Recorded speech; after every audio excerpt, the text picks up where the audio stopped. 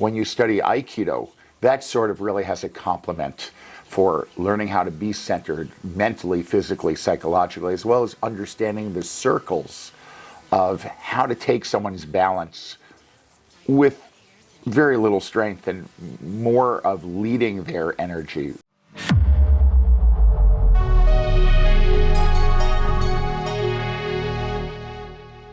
Sensei Elliot, we want to know how you became Steven Skull's most senior student, but just to start, before you even got into Aikido, let's get a little bit of your martial arts history, because it's a lot more diverse than just Aikido.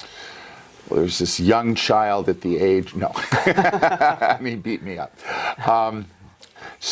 I think my earliest formal martial arts training, and I've always been surrounded by people growing up who were in the martial arts, very special people that I've noticed were quite different. Mm-hmm. And there's something that when you see a person that has more than you can imagine, that you sort of are attracted to what makes them that way. For sure. So when I was about 14, early 14, I started, I was teaching, believe it or not, I was teaching pottery at a youth center in Miami Beach. And that's where I grew up. And one of the parents, one of the mothers said, "Why don't you join the Mudaquan class?" And there was a quite substantially sized class going on there by Master James Diaz. Okay. Jimmy Diaz was like the personification of, you know, the Renaissance artist. He was a painter under Hans Hofmann. He used to do yoga, a yoga master. He played piano. He played all sorts of jazz instruments coming out of that era. And he was from South America. But more so, he was a Mudaquan master instructor. Question, Elliot. So you were doing pottery. Is there like a reason why this other parent said, do Taekwondo, because it's more manly, or was there some other reason? I was a young, very, I was very lucky to have some good teachers in the arts at an early age. And I was making statewide competitions that I was actually winning as a very young man. In pottery? In pottery. I didn't know they had pottery competitions. That's interesting. Well, yeah, actually in art, state art classes for students, scholastic. And then I started to go into competition for different art shows that were in Miami Beach and South Florida, and then eventually the state. Oh, cool. And I was winning, and that's eventually where I went on to college to study art. Nice. So I really liked the idea of, especially on a potter's wheel, it was sort of like a centering sort of thing. And when you study Aikido, that sort of really has a complement for learning how to be centered mentally, physically, psychologically, as well as understanding the circles of how to take someone's balance with very little strength and more of leading their energy and moving. Interesting. So in high school, I was just enamored by Mr. Diaz, our instructor, and we even gathered up enough money to bring him to New York to get his next level ranking. Oh, and wow. Every summer in high school, I was in New York City studying with Master Richard Chun. So again, one of the first times I've been with, you know, great masters, and you're in cities and you're visiting other dojos and dojangs and you're seeing other martial arts. And as a 14-year-old, 15-year-old, 16-year-old kid in high school, this is like New York City. Yeah, that's cool. So amazing way of really seeing the world. You see everything in New York. At the age of 15, I was already teaching with Master Chun's view. And we were talking earlier, we didn't train like once every Wednesday for an hour. Sure. We were Saturday morning at 8 o'clock, and we would see Mr. Diaz out there meditating, and he did yoga, and then he would meditate for an hour. And somehow, right on the dot, he would be eyes open, the flies would disappear from his face, that he didn't wiggle around. I mean, it was almost magical. Wow. And we would do 4 hours of training, no water, no breaks. we were kicking coconut trees, literally. And We got to get those coconuts down, then you get your water. one way, one way.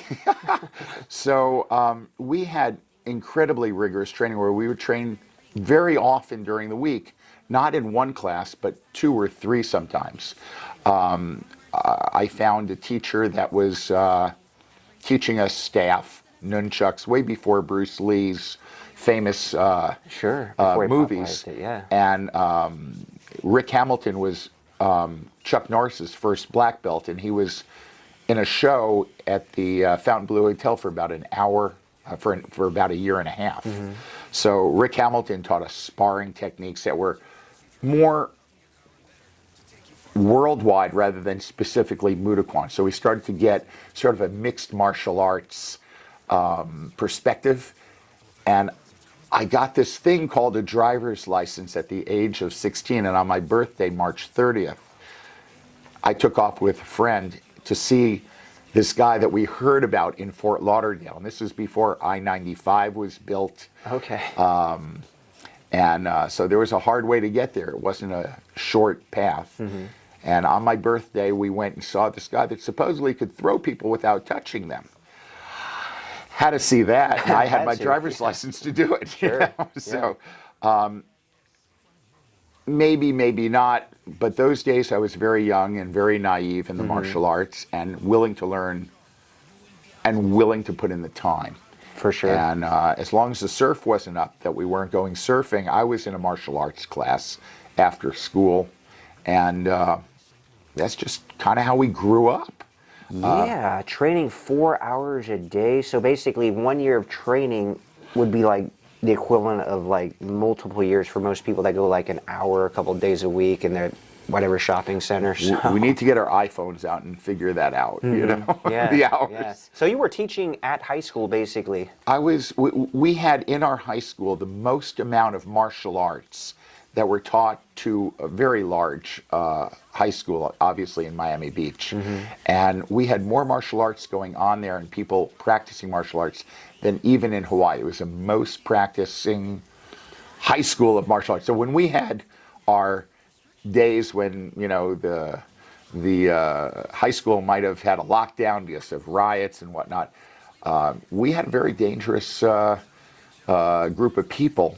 That was, it was quite interesting. Yeah, like the movie Only the Strong, because that took place in Florida. The question is, was martial arts in high school popular in general in Florida, or was your high school kind of like an outlier? Because it was really popular throughout South Florida. There were Really? some really great champions there that still are there. Cisco, Herbie Thompson, these are like patriarchs in the black community. And then we had Nisi Gojuru, we had the USKA with Ruiz, Master Trias. We had some of the greats in South Florida, and we had some of the biggest competitions in South Florida at that time. So we all did open tournament sparring. Okay. And then we sort of, I sort of was very interested always in the potential of the classical Aikido. And that's kind of a conversation in and of itself, isn't it? So age 16, you start training in Aikido. I started training with a gentleman, Jim Walsh, that spent a great deal of time in Japan. His family was very connected, I believe, with the government, and he's still working with the government and some other crazy stuff. Now, were you focusing more on that at the time, or did you still kind of do a lot of the Taekwondo? No, I think it was a plethora of things going on. We had one of our highest ranking people, and he's 8th Dan now under Richard Chun. Richard Chun, Master Chun, just passed away and left Bill Santiago as an 8th Dan in Miami Beach, or Miami now area. And he started doing Kendo and Iaido. So when we started doing Kendo and Iaido with the armor and getting the bamboo swords, and I, of course, remember talking my father into taking me down to the Miami River, and I found a place that had barrels of Japanese swords. So Really? this is the end result of a lifetime of collecting. Maybe not the end result, but you know, I got my first Japanese sword when I started doing kendo and iaido and learning how to draw a blade. And at a very young age, I got exposed to a lot of people who were experts. They were just really skilled martial artists, very dedicated, and not commercial. I mean, we didn't even understand what commercial martial arts was. My teacher was poor as a church mouse, and we had to get money up for him to go to New York to get his next rank, and we were fully on board with that. You know, he was our responsibility. In high school, I had my own school in what it was like 3 evenings, and then I would still go to all these other classes, and they sort of filled it out. Yeah, that's pretty cool. So you basically started teaching other high school kids while you were in high school, while you were still continuing to advance. Well, and it your was own a learning. continuing adult education, so not only were there high school kids, there were junior high school kids, but the majority of my people were actually people out in the world with a job, which, you know, to me didn't seem odd, because you don't ask people their politics and their, you know, what they're doing in life. They're your students. And I remember when I went away to college, to undergraduate school, one of them was a lifeguard for the beach, and he was, you know, a high-ranking guy. And he looked at me and he said, "You're going to college? How old are you?" And he had no idea that for 3 years he'd been training with a guy who started at the age of, you know, I don't know, 15, 16 years old. And he was just blown away. But he was very skillful, so I had a great student. For sure, that's awesome. So in college and undergraduate school, I had a very nice program. But when I went to graduate school in Carbondale, I had an idea. And it was with Hollywood Tim Andreessen. We found out that we were both doing alternate guard. We were looking very carefully at Joe Lewis's work. Okay. We would take Super 8 films and go back and forth to see, before we would burn the film and it would burn. Yeah, sure. And we would look at Bruce Lee's films, and we really recruited every single black belt that we could that came in. And as a graduate student, we had Steve Favis from Japanese Jiu-Jitsu. We had Takako Oshima, who was an Aikido black belt, and very, very traditional. Her father was one of the great calligraphers and kind of country calligrapher and poet in Japan. We had modern day open style tournament a la, in our field, it was mostly Joe Lewis that influenced us, along with a lot of people who were looking at him as well during that time. The great Joe Lewis was amazing. And we miss him. And we miss him. But we were teaching a plethora of really great martial arts, including Muay Thai. And we had 400 people training at SIU Carbondale. Wow. Every week we had 32 two-hour blocks of programs from around that we scheduled. So it was almost like we were bigger than any department that was at that university. Yeah, that's awesome. So what were you well, obviously you're passionate about martial arts, you know, that you're a lifetime martial artist. When you were in high school and college, did you think that I'm going to run my own dojo and I'm going to teach the rest of my life? Was that a thought? No, I think my teachers were much more, let it happen, let it unfold. And when I was in Chicago, I had lived in Montana, I had lived in Colorado for college, and Carbondale, Illinois. And I all of a sudden had an opportunity from one of the great patriarchs of martial arts in Chicago, Larry Tankson, Shihan Larry Tankson. It's like 15 gold rings from Black Belt Magazine for the year's competitor. Wow. And I'm a 6th Dan under Shihan Tankson as well. So Larry just said, I had such a great time coming down to Carbondale and training with 400 people. He had a school right across the street from Second City in Chicago, and it was Belushi's old house. And he and a couple other partners transformed it, built a room for our Aikido. Nice. And that was the first commercial school that we ever really had at that time. I was training with Akira Tohei, a great master instructor in Aikido, and Satome Sensei. But I always thought something was kind of, they didn't like my Aikido. Why? Why not? Well, because I wasn't an Aikido stylist. I was a martial artist, and I had sword work. And when they would pick up the sword, it wasn't necessarily what I knew to be the working man's sword. If you notice, a lot of the sword guards and the blades that I have, I love a great world-class sword. But there's some attractiveness to a working man's sword and a working man's Aikido. And I never saw it until my mother had a heart attack. Okay. And we're going to zoom up to 91. And I ran down to Miami area, South Florida. And for 3 days, I couldn't sleep. I was sick to my stomach. My mother's on the operating table, and you know, God knows what tubes, and it's a very scary thing for that operation. Time, sure. And I noticed there was a Aikido school across the highway from the hospital. So I walked over there, took my uniform, and I met Sensei George Angulo. And he had a similar background, and he used to be a cop. He was a small little Cuban guy. And he grew up in the same neighborhood as me, so we had a lot in common. Oh, for sure. Yeah. And we never met each other, but he said, well, so you can't sleep and you want to train? I get it. You're more than welcome. But why don't you teach the first class? And I'm like, no, I just want to train and be exhausted and then go to sleep. And he said, and he insisted and insisted. And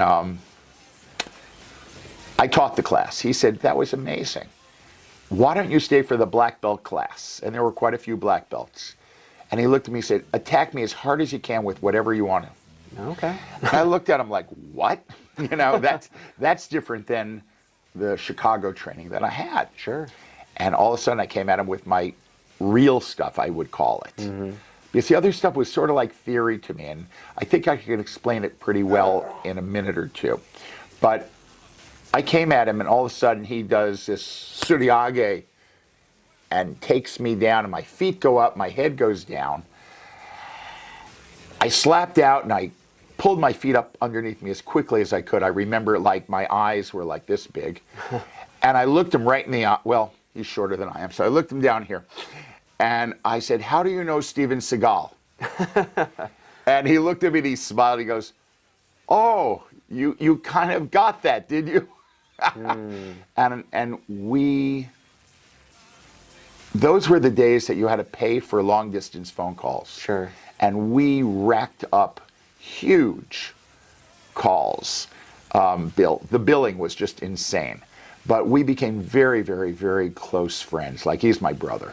Nice. And George, about less than a year later, calls me up and goes, there is about 7, 8 schools coming up to Steven Seagal Sensei's house.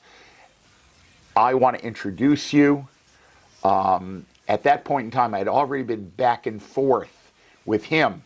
And then he introduced me to another senior student and another senior student.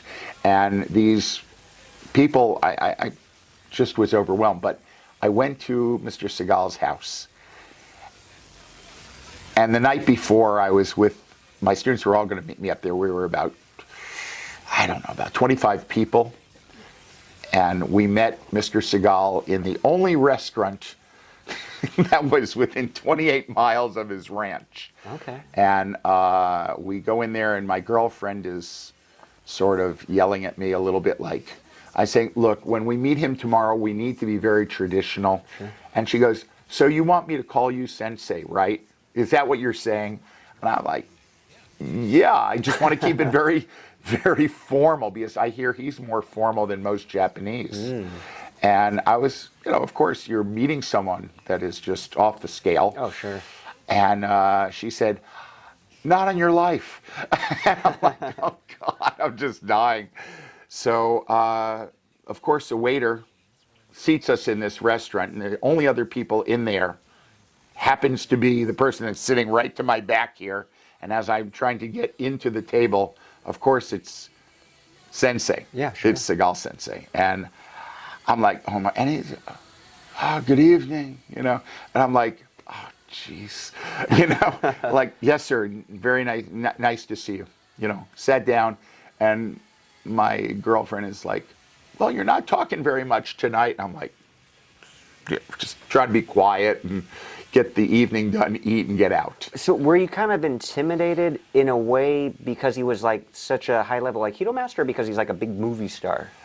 I've always been following this big, tall American who is the first person to have a dojo outside.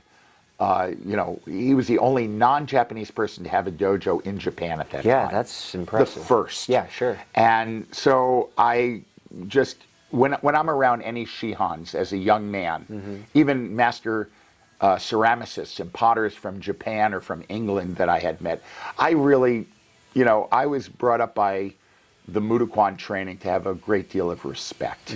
And there's no doubt that he was a movie star, but I had known movie stars. I had gone to school with people that have become movie stars. But there's something greater when you get with a great teacher. And I'm not talking someone who is a commercial dojo. I'm just talking about someone that is very, very steeped in the I don't want to say religious, but the spiritual side of martial arts. And if you're very serious about that, then your art gets very high level, because you're willing to put the time, the energy, the focus.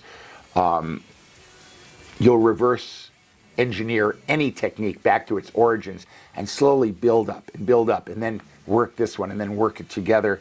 And I think that that's the strength that I think I retained from the original Mudokan training.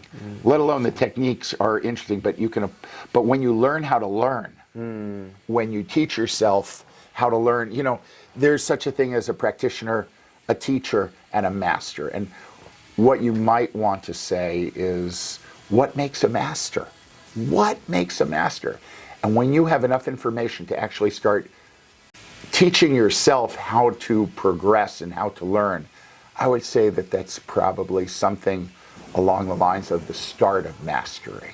All right, Leroy, who's the one and only master? It makes sense, yeah, if you could kind of evolve it your own way, for sure. Yeah, that makes sense. So when I met Seagal Sensei, he said the same thing. He said, hit me, Elliot. And I'm like, that's a hell of a way to meet someone. A little bit. He said, just strike me as hard as you can, give me everything you got. And I said, Sensei, I'm not a typical Aikidoist, you know, the soft, the fluid, the philosophy, and no fight. I mean, Sensei, I didn't come here for this. And he goaded me for about 5-10 minutes. And finally, I just turned around like Clint Eastwood or John Wayne. I'm like, no, I'm not going to do this. And it was the most beautiful jab, reverse punch, round kick that I ever did. Sure. And I landed, and I was looking at this vista of Montana, but there was no 6'6" guy in front of me. So I started to panic, and I started looking wider and wider, and he put his head on my shoulder. And it was just, oh. And he whispered in my ear, he says, yeah, it's kind of like magic, isn't it, Elliot? And you ever do one of those things where it's chilling? You just go, oh, gosh, you know. He should have used that in one of his movies. That's a brilliant scene. I wrote a few scripts for him. You know, we're negotiating. That's such a cool story. That's awesome. But Great intro. You know, afterwards I stayed. We trained for a week. Okay. And he would come in, teach a class, and first we would groom the whole top of this hillside mountain. And he was the most remarkable, serious teacher. And he just told me, you need a teacher, Elliot. You need someone that you can't, that knows more than you, that is more capable than you, that, quite frankly, you know, is a better martial artist than you. And I'll tell you why. Can you say that about your the other Aikido, because this is going to be like a trip that, you know, is not going to end. And I looked at him and I totally got what he said. I had great respect for all my teachers. sure. And there isn't one of them that doesn't deserve it. They've spent their life training in martial arts. But when I saw what he could do, I asked people, please never call me Little Seagal again. Don't do that. It's just, I don't deserve it. And he's always been available. He's always been generous with his time and his resources, his connections. He's just been a teacher that, but he's not an easy teacher. I mean, there's nothing easy about him. You know, I remember one guy we're supposed to be training for 4 hours, he'll be back. And he'd ride up in his Jeep or on a horse or something, and he'd teach for another hour or two. And then he'd leave and say, practice, I want you until 6 o'clock or 4 o'clock. And he'd leave, and he'd let you discover techniques. And he would work with you, but he wanted you to grow your own Aikido. Sure. And he actually saw one person sitting down during that 4 hours when he came up, and he looked at him and he said, you can leave now. The guy came all the way to Montana to train with him. And there was no second guessing that conversation. He was gone. So when you work with a great master, your blood, sweat, and tears are expected. Yeah, you're working. And it is, sometimes for today's standards, it might be considered a little brutal. So it was a wild time, and he accepted me as a student, and I think due to attrition, not due to my skill, maybe. But I've been with him 33 years, and you know, I show my students what they can learn, and he also has. Every time I think I understand what he says, he goes, no, there's another 40 or 60% there. Don't worry about it, Elliot. There's more. How much of the training, so you did the first week in Montana, which sounded pretty rigorous, a lot of training, and then you would obviously have to leave the compound, leave the ranch, do things on your own. Like, how often were you meeting up and training with them? My students actually put up a fund, and they had me flying in and out of LA working with him or working with people who had schools out in the California areas. It's really kind of a, almost like a movie. Sounds like it. You know, great setting, everything. great setting and whatnot. And we would comb the different hills that we worked on. We'd walk for an hour, get up a hill, and we would get the rocks out and be slamming each other and throwing each other. And he'd take off, say, good, I'll be back in 4 hours. He literally told one of us, you're gone, because he was sitting down when he came there. Yeah. Literally, like, shocking. But that was not only a lesson for that guy, it was a lesson for all of us. All of you, yeah, sure. And it was not only a lesson to us, but to all of our students that would be in the future. Like, what was the level, what was the criteria? And it was very deeply respectful, but it was, this is what the class was, and that was the rules. Yeah, really high standard, and it's like, look, if you're here, that's great, but you got to make sure you earn, you know, your reason to stay here. Great way to put it. Yeah, I mean, it really was. You earned your way there. You even when you got there, you weren't there. You had to continue to earn it. Wow. So the training at that point not only was in his ranch, but he had a couple of houses in the Brentwood area. Okay. And I remember different instructors who were high level at that time, Matsuoka Sensei, Renosa Sensei, different people would put together programs. I think I had the largest school at that time with the number of people. So when I came in, it was, 30 plus people. And was your school at that time already like Tenshin Aikido? It was already Tenshin Aikido. Okay. So I had an offer by him when I was in the middle of opening the dojo, and I had a decision to make. And basically it was, do I want to really teach something that I feel is viable, is just as viable as my American freestyle karate, as my Mudokwan is, as a kendo is. And I just felt like there was so much more to learn. And it would have been great. I was already doing international training in Aikido. Sure. I've been doing Aikido for 20 years at that point. But when you can get a teacher that looks like that can do that, that is, you know, just as good as it gets on so many levels, not just a physical level, but, you know, he took us to see the Dalai Lama in L.A. I mean, you know, it was meeting with fantastic people, and he was our conduit, and still is, and still offers it. So we would do trainings not only at his house with whole weekend or long weekend or week seminars. I'd stay there longer. Angulo Sensei had a school in Miami that was quite formidable, and he has also a wide variety of Gracie Jiu-Jitsu early on, and karate, as well as being a law enforcement. He was a policeman in Miami for a while. Sure. So we really supported, and it was the great early days, you know. And our school kept growing, and we were kind of like one of the main schools of Sensei Seagal. And we, you know, when we see him, you know, it's Taka Sensei, because that was his students. You know, he'd look at you like, you must be one of my students. You know, it was kind of a call letter for take, being the Japanese term for, you know, one of great stature. And not only tall in Japan, but they called him Taka Sensei. But, you know, even as a Buddhist, as a Toku, he's a treasure seeker. He's always had these things that were just bigger than life. Wow. So the lessons were good. The training was great. The, you know, just, you couldn't ask for more. Wow. Elliot, can you explain the difference to the audience, to everybody? Aikido versus Tenshin Aikido. Oh. Because Aikido in general gets a bad rap. Oh, it's ineffective, it doesn't work, you guys are wasting your time. But you showed me stuff and I felt it firsthand. I'm a lifetime martial artist.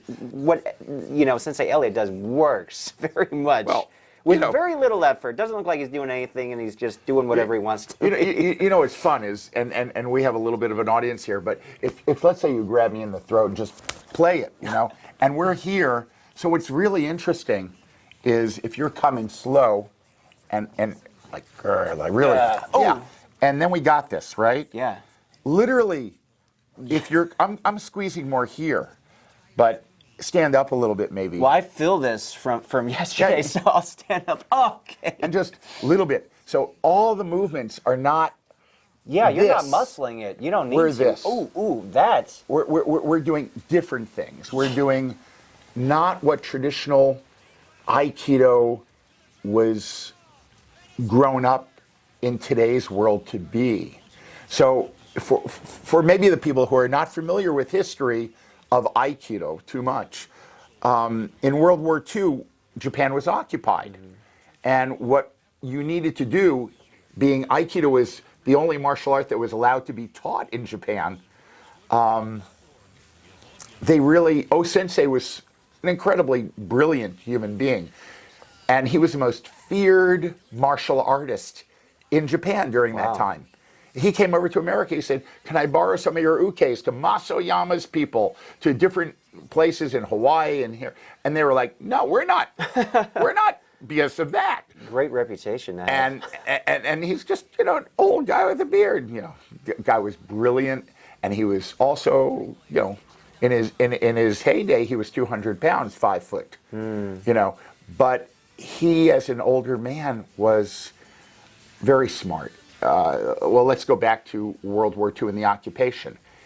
He's telling them Aikido is the art of peace, but he was the most feared martial artist in Japan.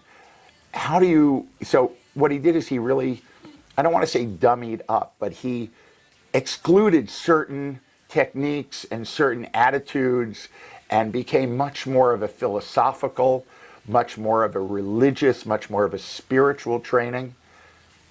But all of a sudden, Taka Sensei comes into Japan as a young man, And he starts learning from the people that were pre-World War II.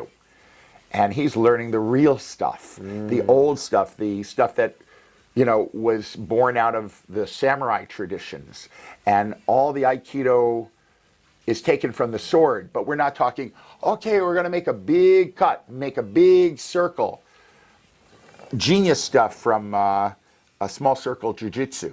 Genius stuff that was invented here. I would say Seagal Sensei's is more dynamic than the small circle jiu-jitsu. Small circle jiu-jitsu that was invented in the United States, which I'm certain you're familiar with, is brilliant. But then you start to look at what Seagal Sensei is showing and how he's bringing it into evolution, because he's pulling all these other things, just like Sensei learned from the martial arts of his day. Seagal Sensei had to look at all the martial arts of our day, and many of the great masters were at his house, teaching him knife fighting, teaching him Kali, teaching him Gracie stuff, and he would just bring these people in and absorb this information. Wow. And he just, he's amazing with the amount of information he can take in. He speaks like a dozen languages fluently. He's incredible, yeah. You know, my students from Philippines, and he starts talking Tagalog to her, not just hello, how are you, but like having this long conversation and we're all like, you know, so you have a man of, you know, incredible intellect, and he's managed to upend Aikido to where he's, I think, revolutionized it, and he's brought it much more to today's world in a very realistic manner. So Tenshin Aikido is interesting, because in Aikido, and you look at Wikipedia and it says Aikido by Morihei Ueshiba Sensei, Aikido that uses the strength of the attacker against the attacker themselves. Okay. And underneath it says Tenshin Aikido, specifically to Master Steven Seagal, and it says an Aikido that really works. That's not my words, but I think that he's brought a layer from the past and brought it to today's considerations. And he's seen and experienced and studies, you know, the latest and greatest. And he's you know, I have to get on a rant here. Yes, because for whatever reason, people give Steven Seagal a hard time on the internet, especially on YouTube. And I don't really get it. I think it's unfair. I think it's uncalled for. But, you know, obviously, I'm just a fan of the guy because I love the movies. I respect him because he's an amazing martial artist. It's not like I have a relationship with him. You do. So how do you feel about the way the internet and people treat him? Because you have a very close relationship with him. We should call him, actually, except it's probably he's international at the moment. But what's interesting is and you've seen it. You know, this is one of the conversations that sort of brought our circles together. But you see people that are very irresponsible with the internet, and they say things that are just completely like they're on drugs, like, oh, he's not really Italian, and that's a criticism? That's a movie. It's not real. It might be somewhat semi-autobiographical, but... I was born in Palermo, Sicily. Came to this country when I was 7. We immigrated to Chicago. If that's what you got out of it, good luck. But, you know, you see people badmouth them, and then they try to make up their total persona by smashing people and saying, you know, just smack about them. You know, I saw people say things like, he doesn't have any real martial arts background. That's ridiculous. Some of my best students. But, you know, his stuff is so documented, even in his early films. Yeah. But, you know, there's pictures of him with the great masters and continuing to this day. And he tries not to let that stuff get to him. Oh, sure. But I'm certain it doesn't feel good. And I'd like to make something very clear. I don't have rage. I'm a happy guy. You see this face? This is a happy face. And I think that it's a cheap it's just a cheap shot, and those people are cheap. And if people who are wanting to see, really cheap TV and they're entertained by someone being knocked, I'd rather spend the time with you showing you some techniques like we did. Oh, yeah, sure. Than really, having to answer to really just people that are trying to up their ratings. And they're doing it pretty ugly. They're just pretty ugly. So, number one, no, he's probably not Italian. And I'm trying to think who that was, and I just want to forget about them. And the other people have said some things that are just so uncomplimentary that it's just bizarre. But Gene LaBelle, great stuntman, this and that. And he made his reputation on beating up Steven Seagal, Bruce Lee, Steve McQueen, whoever. Jim Brown. I don't know if you guys know who Jim Brown is, but he was one of the greatest football players in the history of the world. And a very, very, very tough, nasty guy if he had to get nasty. And I promise you, Gene LaBelle did not beat him up. Yeah, everyone. But in his autobiography, it doesn't mention that. It does mention many of his exploits and fights, but it doesn't mention Sensei. And when, and I'll give a shout out to Sensei and Shihan Margiri in California, who runs really one of the most beautiful martial arts Hall of Fames. And there's no paying money to get into his. You have to do it the hard way, which is what I greatly respect about him and his entourage of people that have been around, and that's kind of how we got introduced, I believe. Yeah, a couple shout outs. It's a small world, everybody knows each other. Gary Henry Amon, Jeff Langton. Jeff Langton, yeah. So Jeff is great. Yeah. And there's a plethora more at his martial arts. He puts together an event every year, and there's like 160, 200 people at Casa Grande, he calls it, and it's quite a who's who there. So you'll see people that you didn't even know were still alive, from the old David Carradine to the modern movies. I mean, and these were our heroes when we were growing up, and Eric Lee. Was Grandmaster there. Eric Lee, yeah. Met him 2 weeks ago, actually. One of the kindest, most capable people I've ever seen, and humorist and singer. Oh yeah, he's his book, The Journey of an Artist. Absolutely fantastic. Yeah, great book. I like this book very much.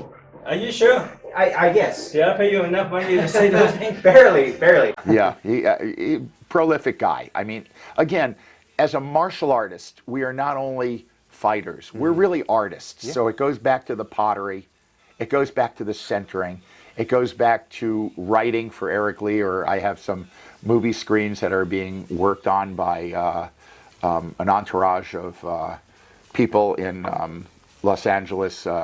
We've been working on for some animation stuff as well.